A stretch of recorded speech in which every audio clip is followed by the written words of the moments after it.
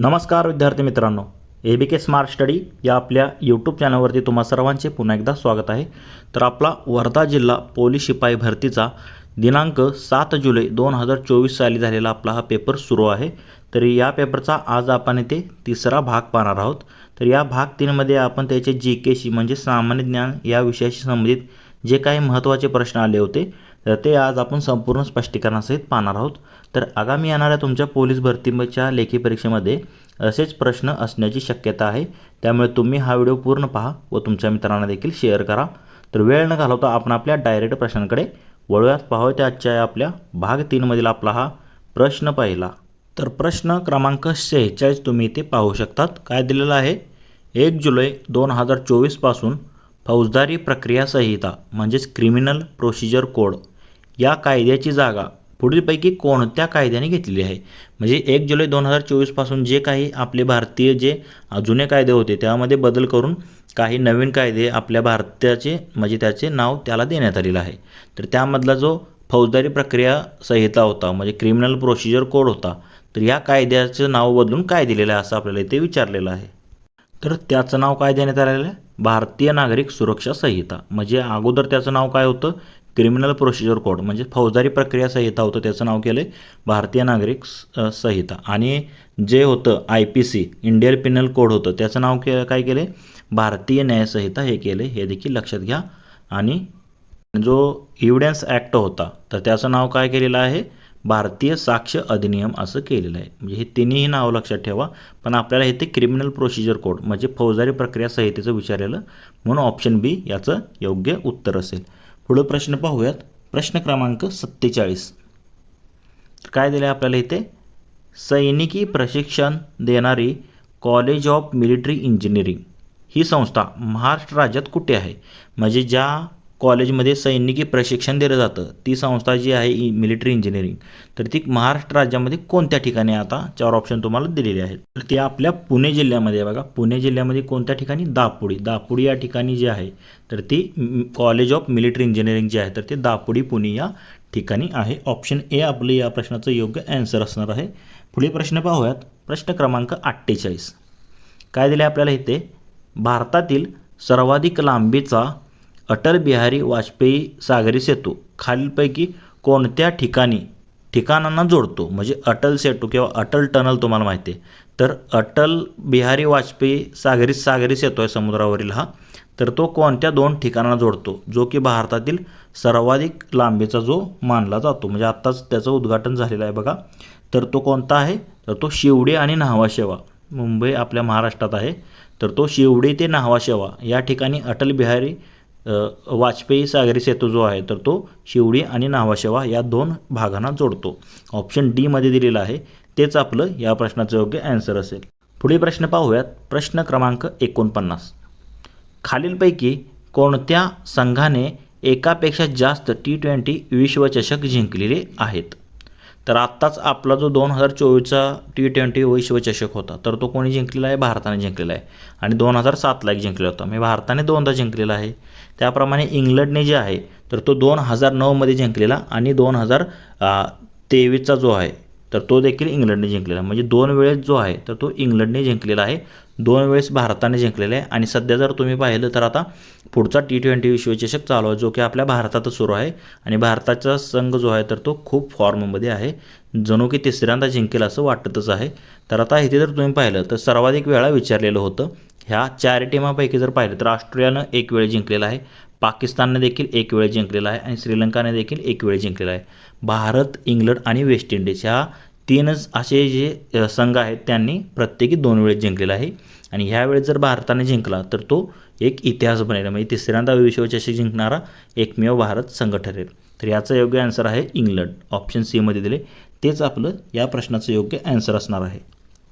तसेच मित्रांनो, तुम्हाला जर या पेपरची PDF हवी असेल तर आपले टेलिग्राम चॅनलसुद्धा आहे, त्याची लिंक तुम्हाला डिस्क्रिप्शनमध्ये ह्या व्हिडिओच्या भेटून जाईल. तिथे तुम्ही टेलिग्राम चॅनल जॉईन करा व याची फ्रीमध्ये PDF तुम्ही मिळवू शकता. तर पुढे प्रश्न पाहूयात. प्रश्न क्रमांक 50. काय दिलेलं आपल्याला इथे, जग बदल घालून घावं सांगून केले मज भीमराव या काव्यपंक्ती कोणी लिहिलेल्या आहेत. मग आता असेच प्रश्न आपण मराठी ग्रामरमध्ये पाहिलेले होते बघा. आता ह्या काव्यपंक्ती तुम्हाला विचारलेल्या आहेत. तर आता 4 नावं दिली आहेत खाली. तर जग बदल घालून घाव सांगून गेले मज भीमराव या काव्यपंक्ती कोणी लिहिलेल्या आहेत?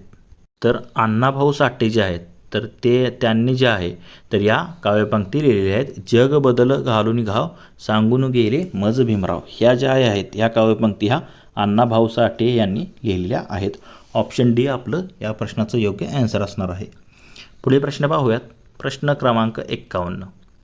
महाराष्ट्राच्या पहिल्या मुख्य सचिव कोण आहेत? म्हणजे आता महाराष्ट्र राज्याच्या ज्या कोण मुख्य सचिव बनलेल्या आहेत त्या पहिल्या आहेत, पण पहिल्या महिला आहेत असं आपल्याला विचारायचं. म्हणजे ज्या काही पहिल्या घटना असतात ते तुम्हाला विचारल्या जातात बघा.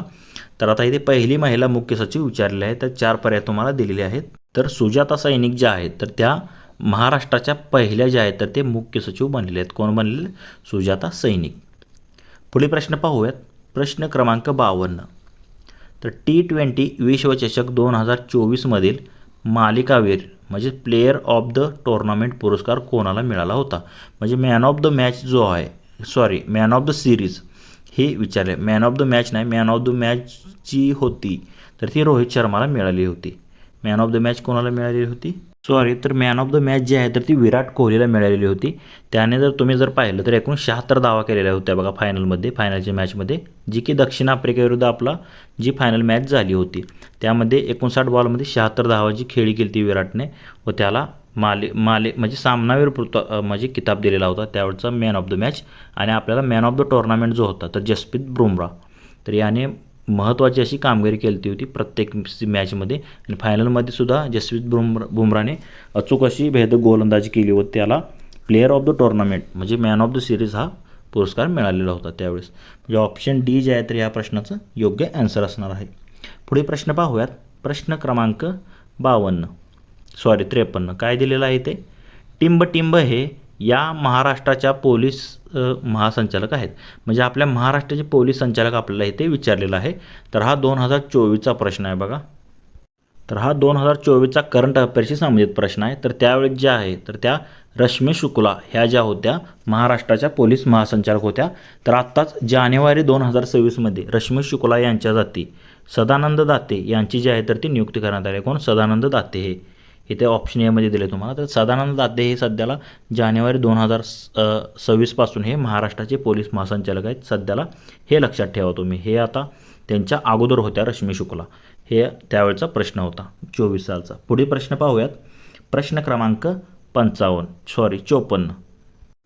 तर छत्रपती शाहू महाराजांचे निधन झाल्यावर आपल्या कलेचा चाहता रसिक या जगात राहिला नाही म्हणून कोणत्या चित्रकाराने आपली चित्रे पंचगंगेच्या पात्रात सोडून दिली? म्हणजे छत्रपती शाहू महाराज हे कलेला जाणणारे माणूस होते व त्यांचे निधन झाले तेव्हा त्यांच्या कलेचा चाहता रसिक जो होता म्हणजे त्यांच्याबद्दल कोणी असे उद्गार काढले की असा कलेचा चाहता रसिक या जगात राहिला नाही म्हणून असे एक चित्रकार होते. त्यांनी आपली चित्र काय केली? कोल्हापूरची जी पंचगंगा नदी आहे तर त्यामध्ये सोडून दिली होती. तर कोण होते ते?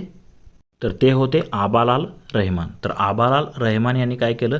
त्यांची जी काही त्यांनी चित्रे काढली होती तर त्यांनी ती पंचगंगेच्या पात्रात सोडून दिली होती. लक्षात ठेवा आबालाल रहमान.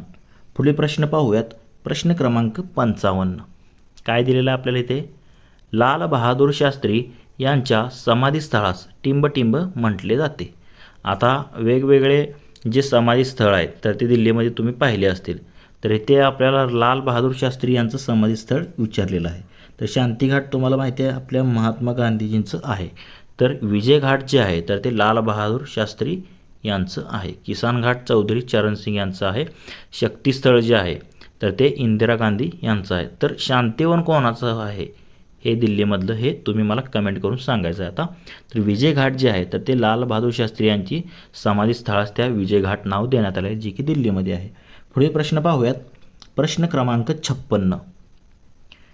खालीलपैकी कोणते वृत्तपत्र डॉक्टर बाबासाहेब आंबेडकरांनी सुरू केले नव्हते? म्हणजे आता सुरू केले नव्हते असं विचारलेलं आहे. तर आता त्यांनी सुरू केलेली कोणकोणती होती? तर बहिष्कृत भारत हे त्यांनी सुरू केलेलं होतं. त्याप्रमाणे समता जनता त्याप्रमाणे प्रबुद्ध भारत हे जे आहे तर ते त्यांचं आहे. तर प्रबोधन जे आहे तर ते ठाकरे, केशवराव ठाकरे, हे प्रबोधनकार ठाकरे म्हणता बघा तुम्ही, तर ते ठाकरे यांनी सुरू केले होते. तर हे प्रबोधन जे आहे तर ते बाबासाहेब आंबेडकरांचं नाही, तर तेच आपल्या या प्रश्नाचं योग्य आन्सर असणार आहे ऑप्शन डी. पुढील प्रश्न पाहूयात. प्रश्न क्रमांक 57. खालीलपैकी कोणती जोडी चुकीची आहे? तर आता आपल्याला इथे काही घटना आणि त्या संबंधित साल असं दिलेलं आहे. तर त्यापैकी कोणती जोडी जी आहे तर ती चुकीची आहे आपल्याला इथे ओळखायची आहे. तर आता इथे जर पाहिलं तर ऑप्शन एमध्ये काय दिलं आहे तुम्हाला? कॅबिनेट मिशन दिलेलं आहे. कॅबिनेट मिशन कधी आलेलं होतं? जुलै 1946. जर इथे जर तुम्ही पाहिलं, सॉरी 1946 आलं तर मी, तर हे जे आहे तर ते योग्य जोडी आहे. कॅबिनेट मिशन 1946 साल फक्त आपल्याला विचारायला आहे, बरोबर आहे. त्याप्रमाणे माउंट बॅटन योजना 1947ची आहे, जुलै 47ची आहे. त्याप्रमाणे क्रिप्स मिशन जे आहे तर ते 1942ला आलं होतं. आता इथे काय दिलं आहे? August offer. ऑगस्ट ऑफर जी आहे तर ती 1940ला दिली ती बघा. लिन लिथगो हे तेव्हा जे आहे तर ते व्हायसरॉय होते, त्यांनी ऑगस्ट ऑफर दिलेली होती. म्हणजे ही बी जी आहे तर ती जोडी जी आहे तर ती चुकीची ठरते. म्हणजे ऑप्शन बी आपलं या प्रश्नाचं योग्य आन्सर असणार आहे. तर आता ह्या घटना कशा लक्षात ठेवायच्या? जे काही व्हायसरॉय होऊन गेले त्या व्हायसरॉयची कारकिर्दी फक्त तुम्ही लक्षात ठेवा. म्हणजे किती साल ते किती साल हा व्हायसरॉय होता, म्हणजे त्या काळात कोणकोणत्या महत्त्वाच्या घटना घडल्या हे तुम्ही लक्षात ठेवा. कारण ह्या काळात कोणता व्हायसरॉय होता, त्यांनी कोणत्या सुधारणा केल्या, असे देखील प्रश्न तुम्हाला विचारले जाऊ शकतात. म्हणजे साल फक्त साधे महत्त्वाच्या घटनांचे साल तुम्ही लक्षात ठेवा. पुढील प्रश्न पाहूयात. प्रश्न क्रमांक 58. काय दिलेलं आहे ते? इंग्रज भारताचे आर्थिक शोषण करत असल्याबाबतचा आर्थिक निस्सरणाचा सिद्धांत म्हणजे इकॉनॉमिक ड्रेन थेअरी कोणी मांडली? म्हणजे इंग्रज जे आहे तर ते भारताची लूट करत आहेत. लुटीचा सिद्धांत तुम्हाला माहीत असेल, त्यालाच आर्थिक निस्सरणाचा सिद्धांत म्हणजे इकॉनॉमिक ड्रेन थेअरी असे म्हटले जाते. तर हे जे आहे तर ते कोणी म्हटलेलं होतं? तर पितामह दादाबाई नौरोजी. बघा, पितामह दादाबाई नौरोजी हे इंग्रजांची एकनिष्ठ होते, पण त्यांना कुठेतरी असं वाटत होतं, त्यामुळे त्याने आपल्या इकॉनॉमीचा अभ्यास केला व त्यांना कळालं त्यातून की इंग्लंड जे आहे तर ते भारताची लूट करत आहेत. मग तेव्हा त्यांनी आर्थिक निस्सरणाचा हा लुटीचा सिद्धांत मांडलेला होता. पितामह दादाबाई नौरोजी, त्यांना पितामह म्हणतात आणि राष्ट्रपिता जे आहेत तर ते महात्मा गांधीजींना म्हणतात. यामध्ये देखील कन्फ्युजन होऊ देऊ नका. तर मुंबईचा सिंह म्हणून फिरोजशाह मेहता यांना ओळखले जाते, हे देखील एक लक्षात ठेवा. पुढील प्रश्न पाहूयात. प्रश्न क्रमांक 59. तर काय दिलेलं आहे इथे? खालीलपैकी कोणती व्यक्ती भारताचे राष्ट्रपती या पदावर विराजमान झालेली नाही?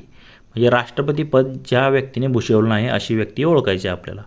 तर शंकर दयाळ शर्मा बरोबर आहे, हे राष्ट्रपती होते. त्यानंतर KR नारायणन होते, झाकीर हुसेन होते, यांचा 1969मध्ये मृत्यू झाला. पण गुलजारीलाल नंदा जे आहे तर ते तुम्ही जर पाहिलं असेल तर ते हंगामी जे आहे तर ते पंतप्रधान म्हणून त्यांनी पंडित जवाहरलाल नेहरू हे जेव्हा त्यांचं निधन झालं तेव्हा त्यांनी पहिले म्हणजे हंगामी पंतप्रधान म्हणून काम पाहिलेलं आहे गुलजारीलाल नंदा. आणि दुसऱ्यांदा पण जेव्हा लालबहादूर शास्त्री जे आहेत तर ते देखील त्यांचे देखील निधन झालं तेव्हा देखील यांनी हंगामी पंतप्रधान म्हणून काम पाहिले होते. म्हणजे उच्च नेता जो होता गुलजारीलाल नंदा होते, म्हणून त्यांची निवड तेव्हा हंगामी पंतप्रधान म्हणून केली होती, हे लक्षात ठेवा. तर राष्ट्रपती पदावर त्यांचे विराजमान कधी झाले नव्हते, म्हणून ऑप्शन डी गुलजारीलाल नंदा या प्रश्नाचं योग्य आन्सर असेल. पुढील प्रश्न पाहूयात. प्रश्न क्रमांक 60. खालीलपैकी कोणाचा छत्रपती शिवाजी महाराजांच्या अष्टप्रधान मंडळात समावेश नव्हता? तर 19 फेब्रुवारीला जे आहे ती 1630ला छत्रपती शिवाजी महाराजांचा जन्म झाला आणि त्यांनी स्वराज्याची म्हणजे निर्माण करण्याची शपथ घेतली वयाच्या 15व्या दिवशी आणि शपथ घेतली आणि ती पूर्णही करून दाखवली. आणि 6 जून 1674ला रायगडावर त्यांचा जो आहे तर तो राज्याभिषेक सोहळा थाटामाटात पार पडला. आणि तेव्हाच त्यांच्या म्हणजे जे सोहळा पार पडला तेव्हा त्यांचे एक निर्माण केलं अष्टप्रधान मंडळ. त्यामध्ये वेगवेगळे जे आहेत तर ती नावे होती. आता अष्टप्रधान मंडळात कोणतं खातं कोणाकडे होते तुम्हाला माहीत असणं गरजेचं आहे. तर कोणाचा समावेश नव्हता असं आपल्याला विचारलं येतं. आता 4 नावे इथे खाली तुम्हाला दिलेली आहेत. तर आता इथे जर तुम्ही पाहिलं तर हंबीरराव मोहिते हे सरसेनापती होते, निरारी रावजी होते, दत्ताजी वाकनीस होते. तर ते खाते कोणते होते आपण संपूर्ण अष्टप्रधान मंडळ इथे पाहूयात. पण कान्होजी जेधे जे आहे तर ते अष्टप्रधान मंडळात नव्हते, हे या प्रश्नाचं योग्य आन्सर असणार आहे.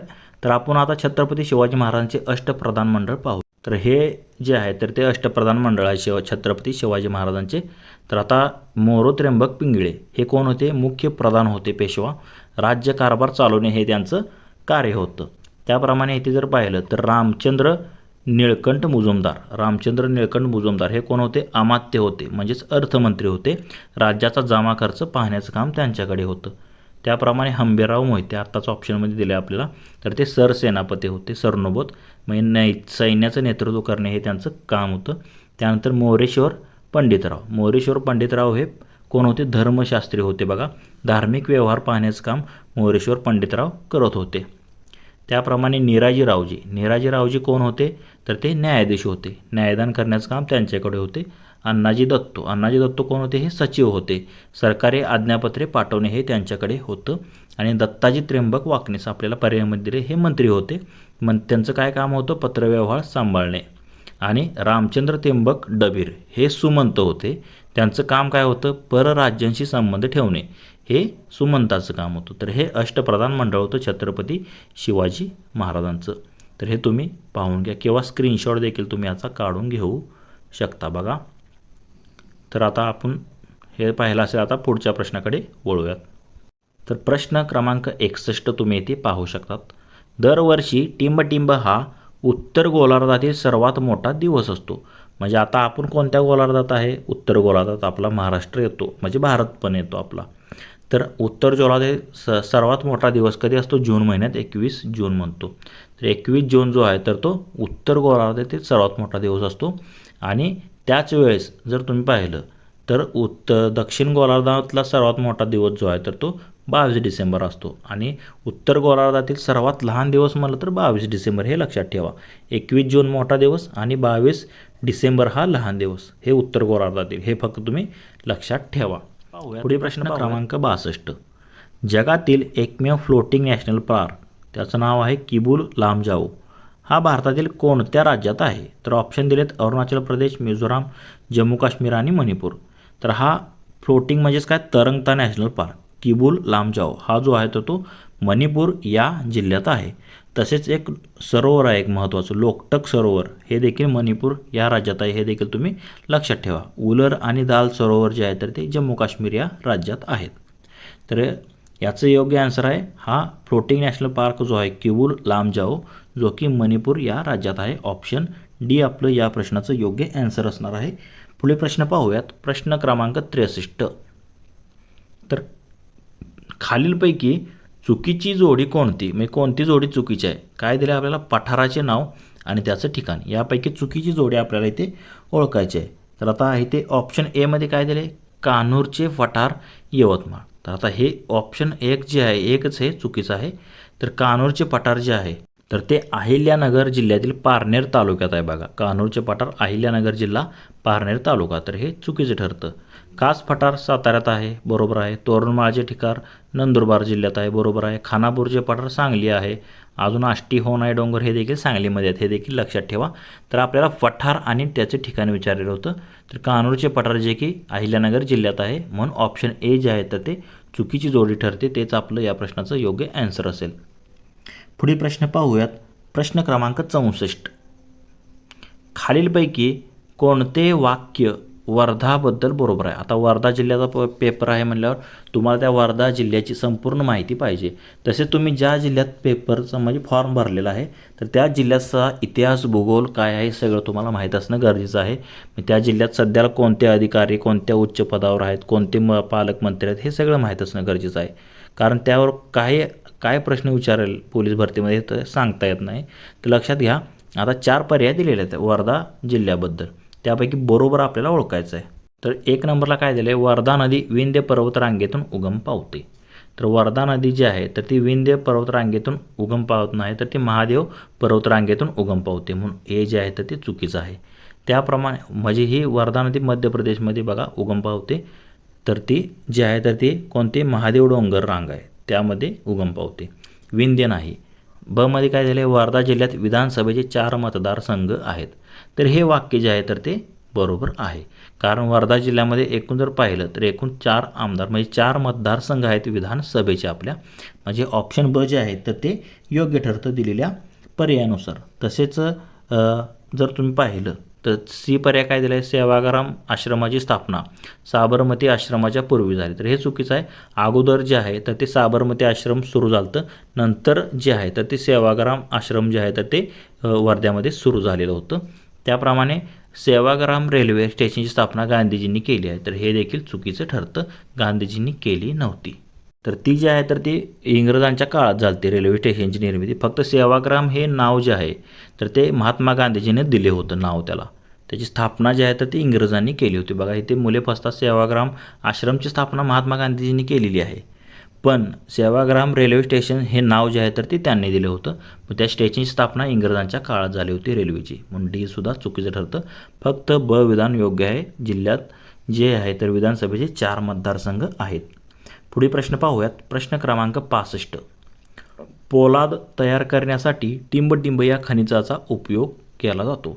तर आता लोह पोलाद असं आपण म्हणतो. तर पोलाद तयार करण्यासाठी प्रामुख्याने मॅंगनीज या धातूचा किंवा खनिजाचा म्हणतो. म्हणजे पोलाद तयार करण्यासाठी मॅंगनीज या खनिजाचा उपयोग केला जातो. ॲल्युमिनियमपासून म्हणजे बॉक्साईटपासून हे ॲल्युमिनियम मिळतं. हे ए आणि सी मध्ये दिले आपल्याला. तर कॉपरचं तर काय, कॉपर तांबे म्हणजे त्याचा काय संबंध नाही याच्याशी. तर पोलाद तयार करण्यासाठी फक्त विचारले त्याचा मॅंगनीज या खनिजाचा उपयोग होतो. मॅंगनीजपासून पोलाद बनवले जाते. बघा तांबे हे एक असा एक मिश्रण आहे बघा, म्हणजे याचं योग्य आन्सर काय असणार आहे, मॅंगनीज. कारण पोलाद तयार करण्यासाठी त्याचा वापर केला जातो मॅंगनीजचा. तांबे हे मुक्तपणे आढळणारा धातू आहे. मी आत्ताच मला मिश्रण आहे तर ते त्याच्यापासून इतर जे आहे तर ते धातू बनवले जातात. बघा तुम्ही पाहिलं असेल पितळ हे तांब्यापासून बनवले जाते किंवा कास्य धातू, तुमचा कास्य धातू हे जे आहे तर ते तांब्याच्या मिश्रणापासून बनवतात. तांबे जे आहे तर ते निसर्गात आपल्या पृथ्वीवर शुद्ध स्वरूपात आढळते. कोणतंही मिश्रण आहे, चुकून मी आत्ता बोललेलो, पण कोणतंही मिश्रण आहे तो शुद्ध स्वरूपात आढळणारा. सोने चांदी कसं सापडतं तसं तांबे पण सापडतं, हे लक्षात ठेवा. त्याच्यापासून आपण पितळ त्याप्रमाणे कास्य असे धातू बनवतो त्याच्या मिश्रणातून. पुढील प्रश्न पाहूयात. प्रश्न क्रमांक 66. काय दिलेलं आपल्याला इथे, सर्वात जास्त तालुके कोणत्या विभागात आहेत. म्हणजे आता विभाग सर्वात मोठा कोणता विभाग आहे, छत्रपती संभाजीनगर. आणि एकूण तालुके जे पाहिलं तर तुम्ही एकूण 76 तालुके आहेत छत्रपती संभाजीनगर या जिल्ह्यामध्ये. त्याप्रमाणे इथे जर पाहिलं तुम्ही कोकणमध्ये एकूण 47 तालुके आहेत. त्याप्रमाणे अमरावती विभागामध्ये एकूण किती 54 तालुके आहेत अमरावती विभाग. आणि पुणे विभागामध्ये जर पाहिलं तर 58 आहेत. नाशिक विभागामध्ये 56 तालुके आहेत. हे तालुके तुम्ही सगळे लक्षात ठेवा, कारण तुम्हाला विचारले जाऊ शकतात. आणि राहिला कुठला, नागपूर विभागामध्ये एकूण 64 जे आहे तर ते तालुके आहेत. तसेच जिल्हे किती आहेत हे देखील तुम्ही पाठ करून ठेवा, कारण जिल्हे शक्यतो मुलांना माहीत असतात पण तालुके माहीत नसतात. ही संख्या तुम्ही पाठच करून ठेवा. तर सर्वाधिक जास्त जर पाहिलं 76 हे छत्रपती संभाजीनगर विभागात आहेत. आणि एकूण 8 जिल्हेसुद्धा इथेच आहेत. आणि सर्वात मोठा विभाग देखील हाच आहे, कोणता, छत्रपती संभाजीनगर. आणि सर्वात लहान जो आहे तर तो कोकण विभाग आहे, हे देखील लक्षात ठेवा. पुढील प्रश्न पाहूयात. प्रश्न क्रमांक 67. काय दिलेलं आहे आपल्याला इथे, वर्धा जिल्ह्यात किती जिल्ह्याच्या सीमा लागून आहेत. आता वर्धा जिल्हा तुम्हाला नकाशा माहीत पाहिजे. तुमच्या जिल्ह्याच्या शेजारी कोणकोणते जिल्हे तुमच्या चिटकून येतात हे तुम्हाला माहीत असणं गरजेचं आहे. तर आता इथे जर पाहिलं तर वर्धा जिल्ह्याला एकूण किती 4 जिल्ह्यांच्या सीमा ज्या आहेत तर त्या लागून आहेत. तर ते 4 जिल्हे कोणते, डाव्या साईडला अमरावती यवतमाळ, आणि उजव्या साईडला कोणते आहेत त्याच्या, म्हणजे मध्ये वर्धा आहे, उजव्या साईडला नागपूर आणि त्याच्याखाली चंद्रपूर. म्हणजे यवतमाळ, अमरावती, चंद्रपूर, नागपूर या 4 जिल्ह्यांच्या सीमा ज्या आहेत तर त्या वर्धा जिल्ह्याला लागून आहेत. म्हणजे मॅप रिडिंग म्हणजे तुम्हाला महाराष्ट्राचा नकाशा पाहून जा. आता काय ठिकाणी विचारते, धुळे जिल्ह्याला कोणत्या सीमा लागून आहेत, सोलापूरला कोणत्या लागून आहेत, म्हणजे असं विचारू शकतात ज्या जिल्ह्याच्या संबंधित. तर त्या जिल्ह्याचा इतिहास भूगोल आत्ताच मी सांगितलं माहीत असणं गरजेचं आहे. पुढील प्रश्न पाहूयात. प्रश्न क्रमांक 68. काय दिलं आपल्याला इथे, भारतातील राज्यघटनेमध्ये कलम 51A मध्ये नागरिकांनी मूलभूत कर्तव्ये सांगितलेली आहेत. म्हणजे मूलभूत कर्तव्यांचा समावेश 51A मध्ये आपल्याला दिलेला आहे माहिती आहे. तर खाली दिलेल्या मूलभूत कर्तव्यामधील विसंगत पर्याय कोणता, म्हणजे खालीपैकी 4 आता कर्तव्य दिलेत, त्यापैकी विसंगत म्हणजे वेगळा पर्याय कोणता आहे आपल्याला इथे विचारलेला आहे. तर कलम 51A मध्ये एकूण जर पाहिलं तर तुम्ही 11 कर्तव्य आहेत बघा. तर त्यापैकी आता ए मध्ये काय दिलं आहे आपल्याला इथे, तर ए मध्ये दिलं आहे स्त्रियांच्या प्रतिष्ठेला उणेपणा आणणाऱ्या प्रथांचा त्याग करणे. बरोबर आहे. हे स्त्रियांना ज्या प्रथा ज्या आहेत तर ते मागे खेचतात, कमी लेखलं जातं तिथे. तर त्या प्रतिष्ठेला कमीपणा आणणाऱ्या ज्या प्रथा आहेत तर त्यांचा त्याग केला पाहिजे, म्हणजे त्या प्रथा बंद केल्या पाहिजेत. हे आपलं मूलभूत कर्तव्य आहे. बरोबर आहे. मतदान करणे कर्तव्य. आता मतदान करणे हे काय आपलं मूलभूत कर्तव्य नाही, तर हे चुकीचं आहे. मतदानाचा हक्क जे आहे तर त्याचं असं कोणत्याही मूलभूत कर्तव्यामध्ये समावेश केलेला नाही बघा, तर ते मूलभूत कर्तव्य नाही, म्हणून हेच आपलं योग्य आन्सर असणार आहे ऑप्शन बी. त्याप्रमाणे सीमध्ये काय दिले, सार्वजनिक मालमत्तेचे रक्षण करणे. बरोबर आहे. सार्वजनिक मालमत्ता म्हणजे काय, रेल्वे असतील किंवा बल्ब असतील डांबावरचे तुमचे, याचे आपण रक्षण केले पाहिजे.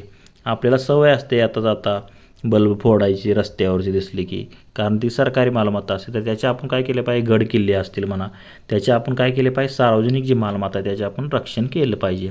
त्याप्रमाणे आपल्या देशाचे सुद्धा संरक्षण केले पाहिजे. तर हे देखील योग्य आहे. म्हणजे ही 3 जे आहेत ACD ही 3 कर्तव्ये आहेत, मूलभूत कर्तव्ये.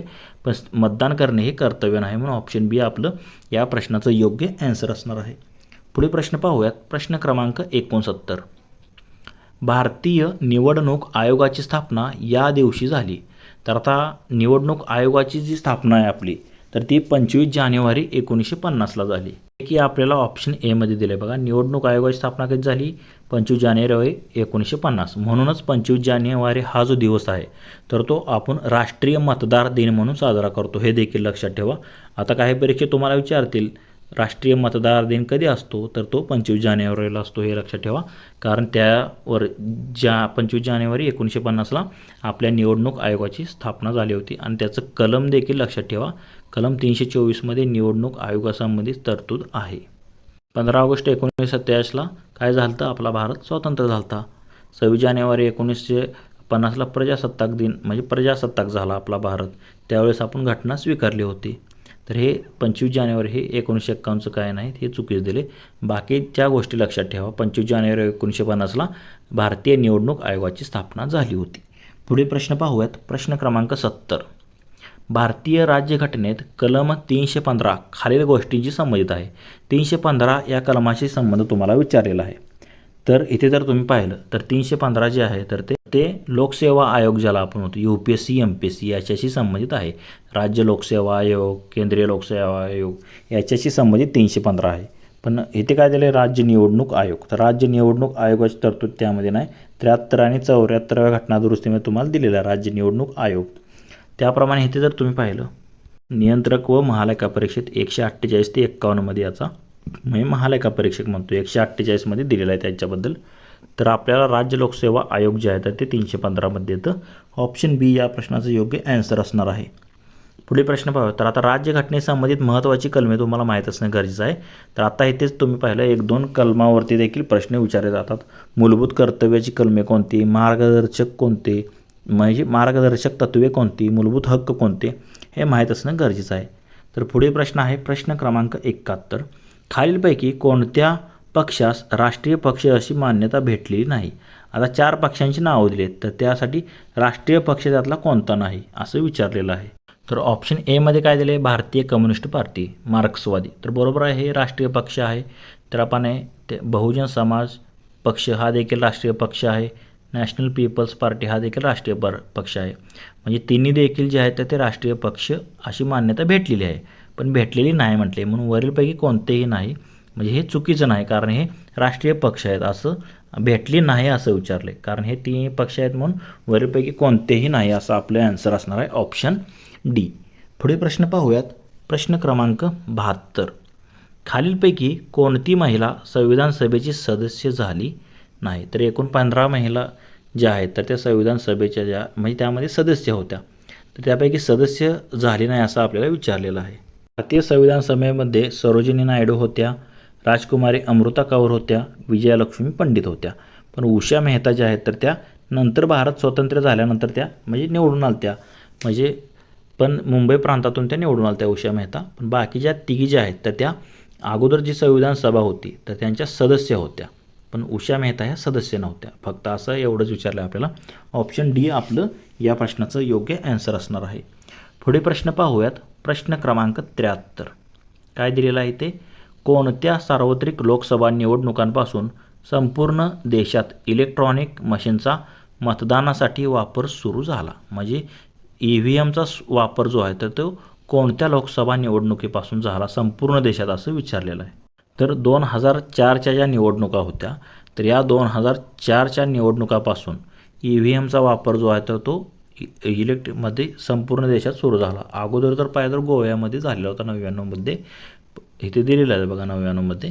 पण संपूर्ण देशात जर पाहिलं आपल्या भारतात लोकसभा निवडणुकीमध्ये बघा इथे सार्वत्रिक लोकसभा निवडणुकी संपूर्ण देशात म्हटलेला आहे तर तो 2004पासून त्याची सुरुवात झाली. ऑप्शन बी या प्रश्नाचं योग्य आन्सर असणार आहे.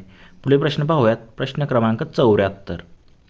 लोकसंख्येनुसार ग्रामपंचायत सभासदाची संख्या ठरवण्यात येते. आता लोकसंख्येनुसार जे आहे तर ते सभासद ठरवतात, म्हणजे वार्ड असतात वेगवेगळे लोकसंख्येनुसार.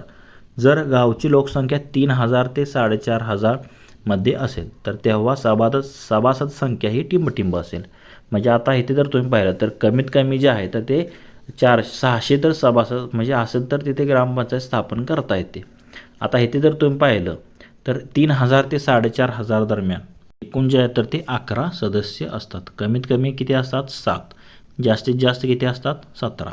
आणि एकूण जे आहे तर 7500पेक्षा जर जास्त लोकसंख्या असेल गावची तर एकूण किती असतात? 17 असतात. त्यानंतर 5500 आणि 6000मध्ये असेल तर 13 असतात. 6000 आणि 7500मध्ये असेल तर किती असतात? 15 असतात. म्हणजे दोन दोन्ही वाढत जातात 1500 मागे.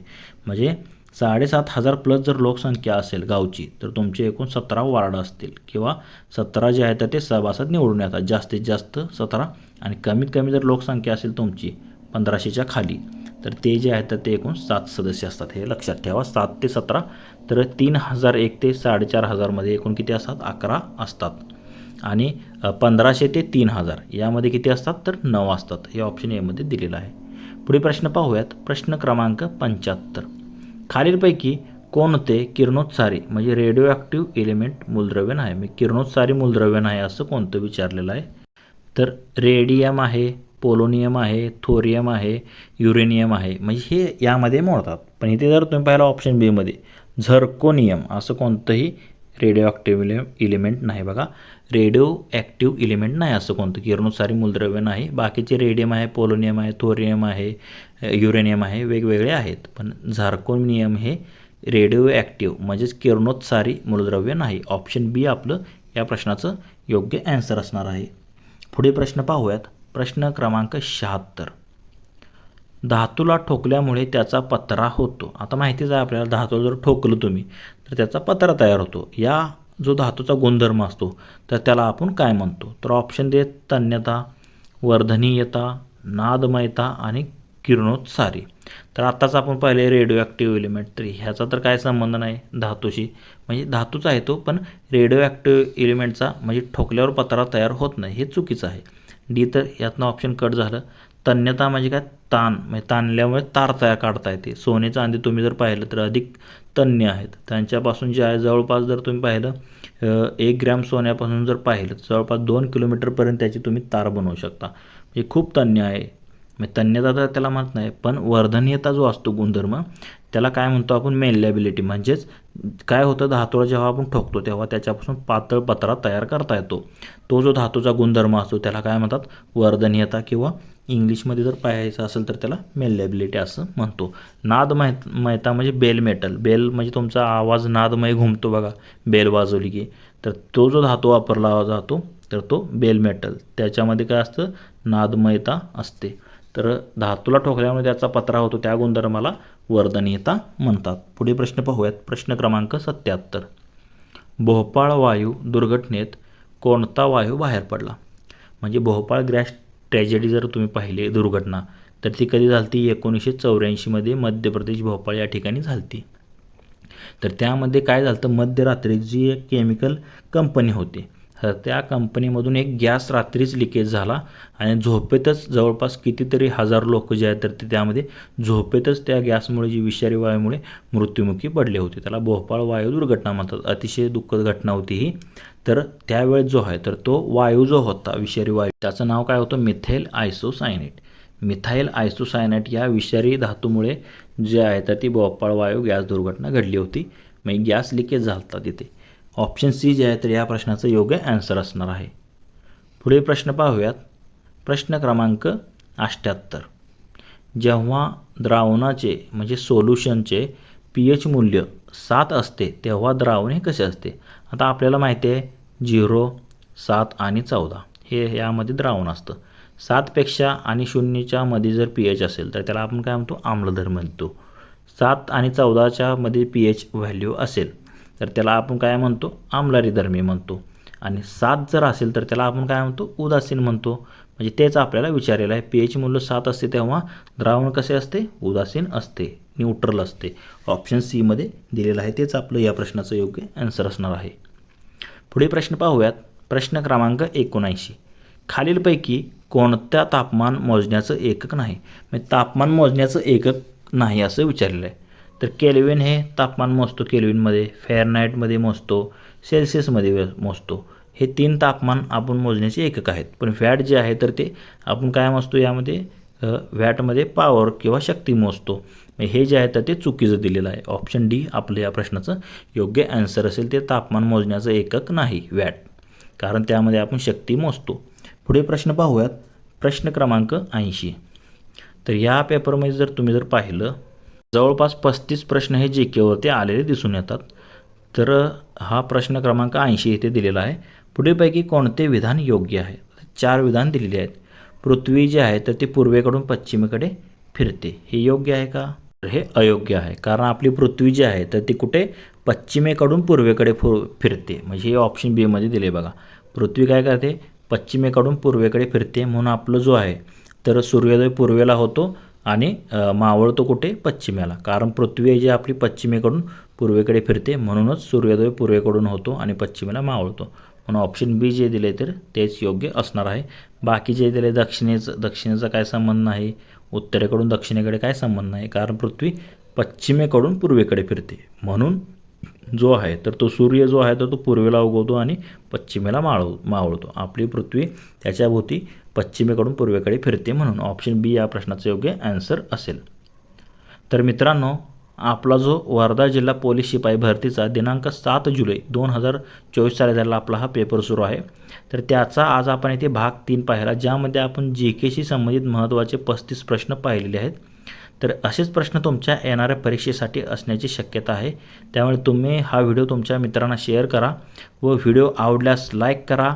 व तुम्ही जर हे यूट्यूब चॅनल सबस्क्राईब केलं नसेल अजूनही तर सबस्क्राईब करा व समोरील बेल आयकॉन प्रेस करा. धन्यवाद मित्रांनो. जय हिंद, जय महाराष्ट्र.